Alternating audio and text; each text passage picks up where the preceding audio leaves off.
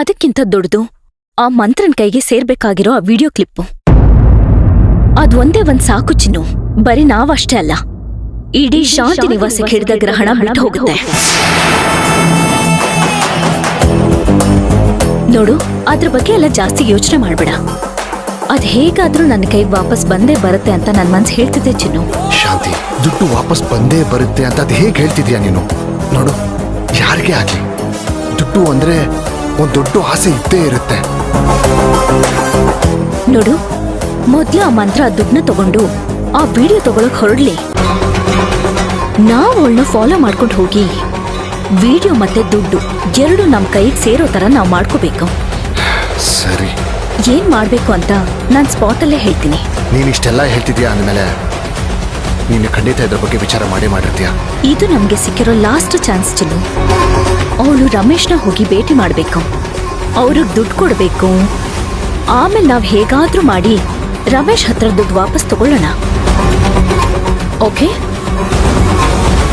ನಮಗ್ ಮುಖ್ಯವಾಗಿ ಬೇಕಾಗಿರೋದು ಆ ವಿಡಿಯೋ. ಅದೇ ನಮ್ ಟಾರ್ಗೆಟ್. ಸರಿ, ಆಯ್ತು ಶಾಂತಿ. ನಾಳೆ ನಮ್ ಕಾರ್ ತಗೊಂಡ್ ಹೋಗೋದ್ ಬೇಡ, ಬೇರೆ ಕಾರ್ನ ಬುಕ್ ಮಾಡು, ಅದ್ರಲ್ಲೇ ಹೋಗೋಣ. ಬೇರೆ ಕಾರ್ ಯಾಕೆ ಶಾಂತಿ? ನಮ್ ಕಾರೇ ಬೆಸ್ಟ್ ಅಲ್ವಾ?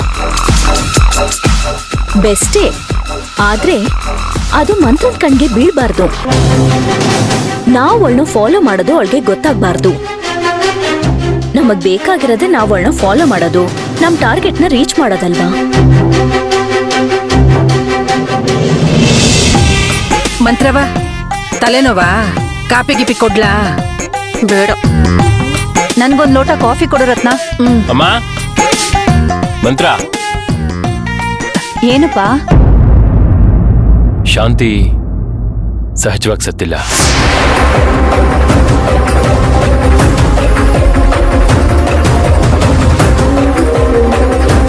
ಅವಳನ್ನ ಯಾರೋ ಕೊಲೆ ಮಾಡಿದ್ದಾರೆ.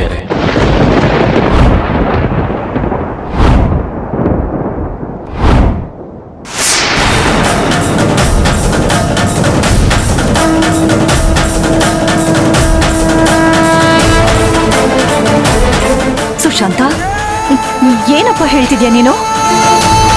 ಶಾಂತಿನ ಕೊಲೆ ಮಾಡಿದ್ರಾ? ಹೌದು.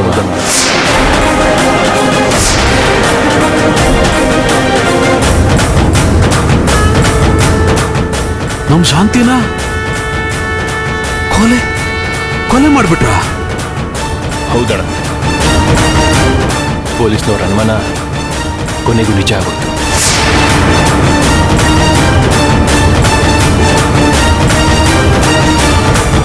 ಶಾಂತಿ ಕೊಲೆ ಆಗಿದೆ ಅಂತ ಕಂಪ್ಲೇಂಟ್ ಲಾಡ್ಜ್ ಆಗಿದ್ದು ಒಳ್ಳೇದೇ ಆಯ್ತು.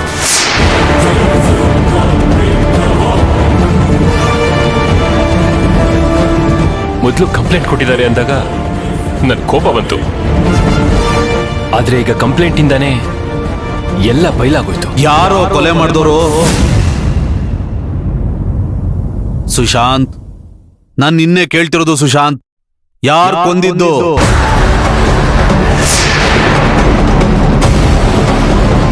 ನಮ್ ಶಾಂತಿನ ದ್ವೇಷ ಮಾಡಕ್ಕೆ ಭೂಮಿ ಮೇಲೆ ಯಾರೋ ಇರೋಕ್ ಸಾಧ್ಯ?